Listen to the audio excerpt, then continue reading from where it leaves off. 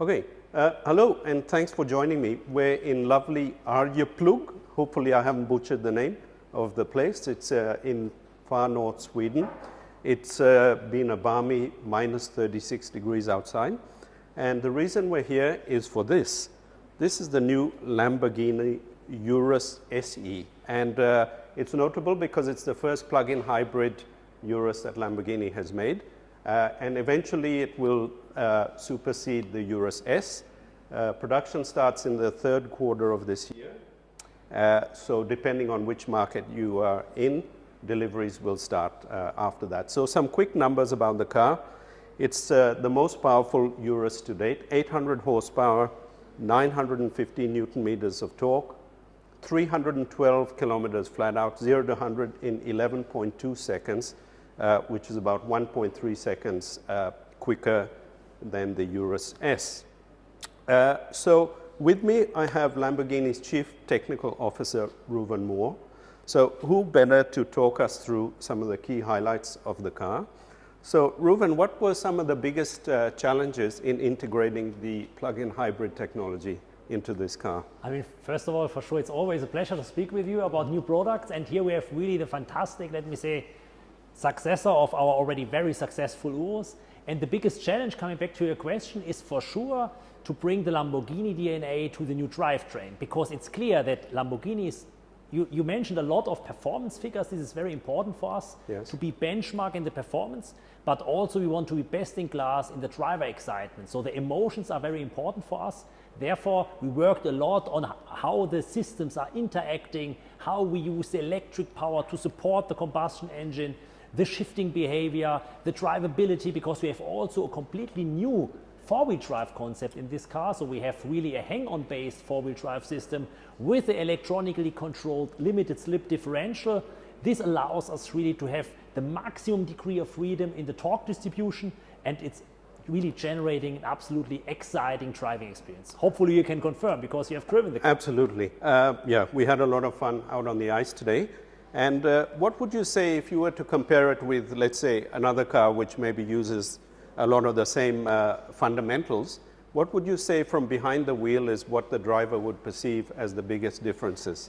I mean, for us, for sure, first of all, it's clear that the Urus itself, it's a typical Lamborghini. And to be a typical Lamborghini means, from our interpretation, that the involvement of the driver and the reactions of the car has to be always very emotional. So I compare it always with, you can drive a line, a perfect line, in a very precise way with the car, or you can play like dancing. It's more dancing around the line, very playful, predictable, natural feeling, and generating a lot of fun. This is a typical Lamborghini, and also this promise is also delivered by this car. Absolutely. Yeah, despite the fact that it weighs 2.3 tons approximately, it does feel sort of very light on its feet and agile. So perhaps you could elaborate, is that mainly down to the clever differential system you've got and the all-wheel drive system? No. Or are there other tweaks to the suspension as well that you made that creates this perception of agility? I mean, first of all, you're right, partially. I mean, one of the big degrees of freedom that we have now on top compared to the old Urus S is the drivetrain. So we have now the torque distribution front-rear, adjustable, and also left-right. But we have on top still the four-wheel, the rear-wheel steering. We have the active anti-roll bar, and we have adaptive dampers. But these are a kind of, you can imagine, like a sportsman that wants to be sports. It's a kind of, you have your degrees of freedom, you have your muscles. Yes. At the end, it's the coordination. Everything is about the coordination, and the coordination this car is done by our control strategy. Like I also explained in the Revuelto and in the other sports cars, we have a very specific strategy how we use these degrees of freedom to interpret the driver's wishes and to calculate the car reaction. And based on this gives you the feeling that the car is exactly doing what you want. And this for sure gives you the perception that the car feels even lighter than the car before.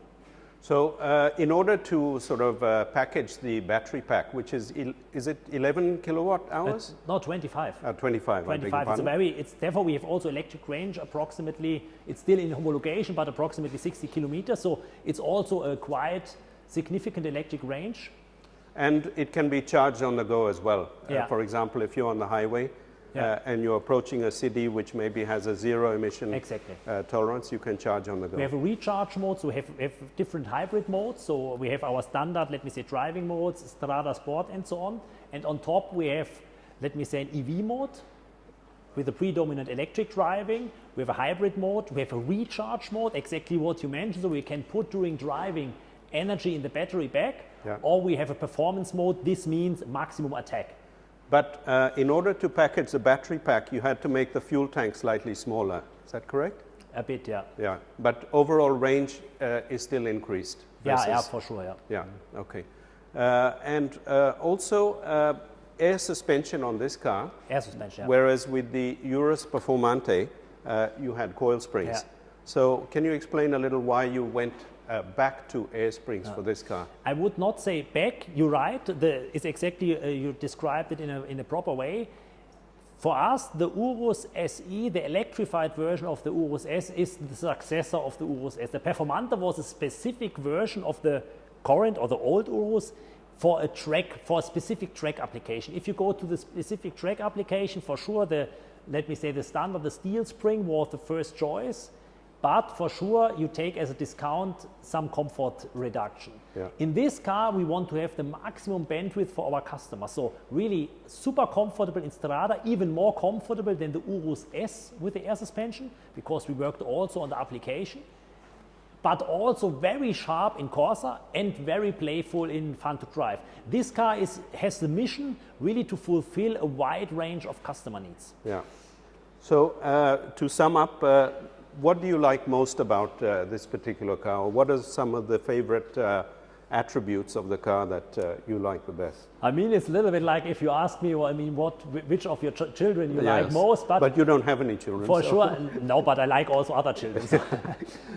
For me, what I like really most in the car is when you sit in the car, that you have really the feeling that you are driving the car and the car is, let me say, giving you this emotional feedback that is typical for Lamborghini and that you can have only in a Lamborghini. Yeah.